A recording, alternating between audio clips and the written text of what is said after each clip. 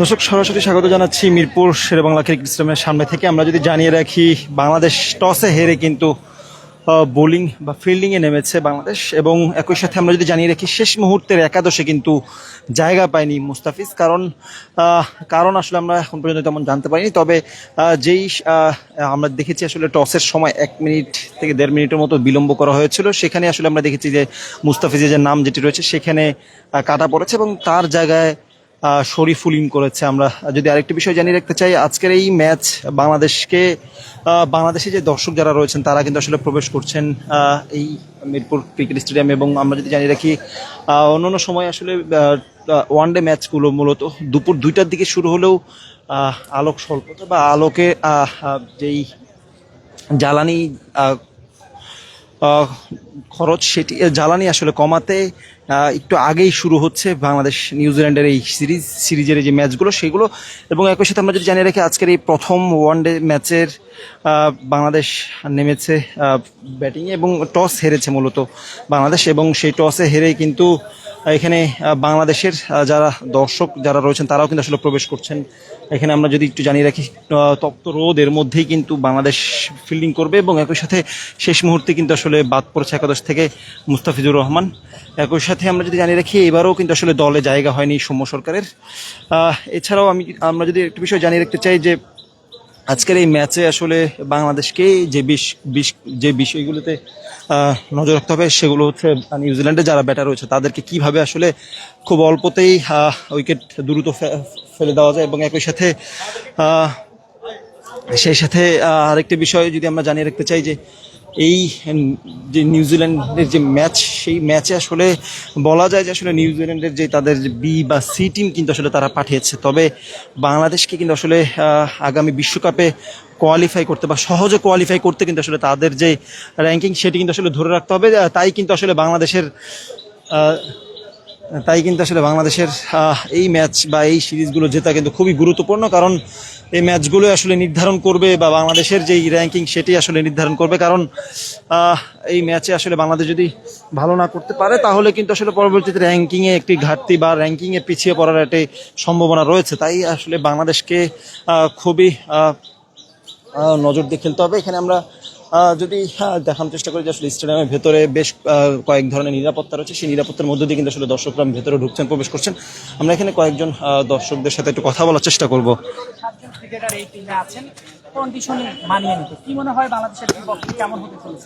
বাংলাদেশের বিপক্ষে আশা করি ভালো ফাইট করবে, যদিও সেকেন্ড সাইড দল, তারপরেও মনে হয় বাংলাদেশের বিরুদ্ধে ভালো ফাইট করবে।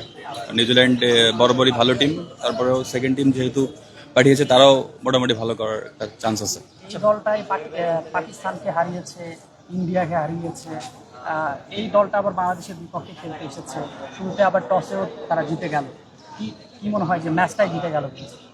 না, ম্যাচটা জিতবে না। আশা করি বাংলাদেশ ভালো ফাইট করবে, বাট বাংলাদেশ জিতবে। বাংলাদেশের সাথে ভালো ফাইট করবে, বাট বাংলাদেশ জিতবে ইনশাল্লাহ।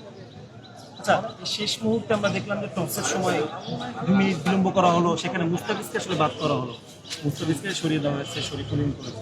এইটা কি বলবেন?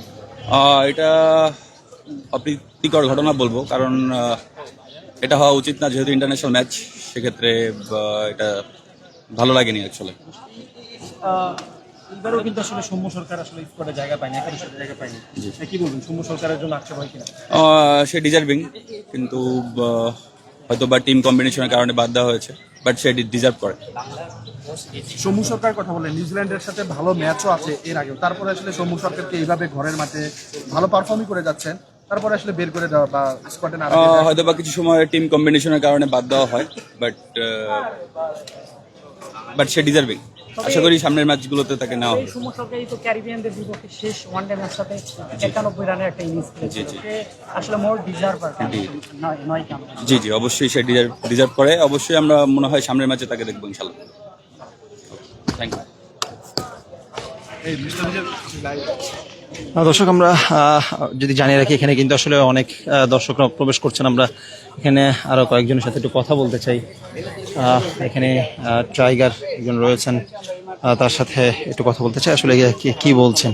দেখেন, আসলে নিউজিল্যান্ডকেও আমরা অতীতে হারিয়েছি, হারাইনি এমন কোনো কথা নেই। তবে সম্ভব, বিশেষ করে তরুণ তুর্কিরা যারা আছেন বাংলাদেশের ক্রিকেটে দলে যারা আছেন, বিশেষ করে প্রথম অর্ডার, লো অর্ডার, মিডল অর্ডার যারাই আছেন, সবাই যদি যার যার জায়গা মতো ঠিক মতো ব্যাটটাকে চড়াভাবে ঢালাভাবে মেলে ধরতে পারেন, আমার মনে হয় দিন শেষে আমরা জয়লাভ করে ঘরে ফিরে যাবো ইনশাল্লাহ। আজকে কার থেকে সবচেয়ে বেশি প্রত্যাশা আছে? দেখেন, প্রত্যেকটা প্লেয়ারের কাছ থেকেই আমি টাইগারের কাছে প্রত্যাশা করি, শুধু আমি টাইগারের কাছে 18 কোটি বাঙালি কিন্তু প্রত্যেকটা প্লেয়ার কাছ থেকে আশা করে। তবে স্পেশালি আমি বরাবরই বলবো, ওপেনিং যারা ব্যাট করতে আসেন 1 ডাউনে 2 ডাউনে, এরা যেন তার জায়গা থেকে ঠিকঠাক মতো বলের গুণাগুণ বিশ্লেষণ করেই খেলতে হবে। বিশেষ করে কিউদের যে বল, ব্ল্যাক ক্যাপদের এদের বলের দুর্দান্ত গতি, দুর্দান্ত পেস, সুইং, সবকিছু ভেরিয়েশন সবকিছু আছে, এগুলা গুণাগুণ বিশ্লেষণ করেই কিন্তু মূলত ব্যাটটাকে চালাতে হবে। আজকের ম্যাচে তো মুস্তাফিজ নাই, তো এই নিয়ে আপনার একটু কষ্ট হচ্ছে কিনা বা কোনো অন্য কোনো অনুভূতি কিনা মুস্তাফিজ আজকে? দেখেন, মুস্তাফিজ তো আসলে দেশের ফাস্ট বোলার, তো এখানে মুস্তাফিজকে সবাই মিস করবো, কারণ মুস্তাফিজ যখন একেবারে বোলিং প্রান্তে ফিরে যান, প্রতিপক্ষ দলে ব্যাটসম্যানরা কিন্তু কাঁপুনি ধরে যায়, বিশেষ করে যে মানে yorker, slower, off cutter, leg cutter, এর ভেরিয়েশন মুস্তাফিজেরও আসলে বলে শেষ করা যাবে না। অবশ্যই এটা অপূরণীয়। আশা করি সামনে ম্যাচগুলোতে যেন দলের সাথে সে যোগদান করতে পারে, সেটা আমি আশা করি। আর সৌম্যরও তো আজকেও চান্স হলো না, তো কি মনে হয় সৌম্য কবে চান্স পেয়ে? আসলে সাইফ হাসানকে এখানে কামব্যাক করেছেন, দীর্ঘদিন ধরে তাকে সুযোগের মধ্যে রেখেছেন। আমরা সেভাবে কিন্তু সাইফ হাসানের কাছ থেকে বিগত 2-3টা সিরিজ সেভাবে আমরা রান আশানুরূপভাবে পাইনি। তারপর এটা দুঃখজনক ঘটনা সত্য। এরপরও Bangladesh cricket BCB, Bangladesh coach যারা আছেন, এরা কিন্তু সাইফ হাসানের উপর আস্থা রেখেছেন, হয়তো বা তিনি কিছু একটা করবেন দেশের জন্য। তারপরও সাইফ হাসানের জন্য শুভকামনা। এর পাশাপাশি সময় কামব্যাক করবে, এটা আমার আত্মবিশ্বাস, যে কোনো ম্যাচে তাকে দলে নেওয়া হবে। আর একটা প্রশ্ন, যে নাহিদ রানা কি আজকে 150 কিলোমিটার গতিতে বোলিং করবে কিনা, কি মনে হয়? দেখেন, নাহিদ তো কেবল তরুণ তুর্কি, একদম ইয়াং তরুণ তুর্কি, সবে মাত্র কত আর বয়স, 19-20 মধ্যে সে পথ চলা, প্রচুর শক্তি, সবই সম্ভব। ওই নাহিদ রানাকে যদি আমরা ঠিকমতো বাংলাদেশ ক্রিকেট বোর্ড, বিসিবি যদি ঘষা মাজা করে ঠিকমতো তাকে টেক কেয়ার করে, আমার মনে হয় বিশ্বের অন্যতম একজন বোলার হিসেবে রূপান্তরিত হবে, এটাই আমি আশাবাদী টাইগার আকাশ হিসেবে।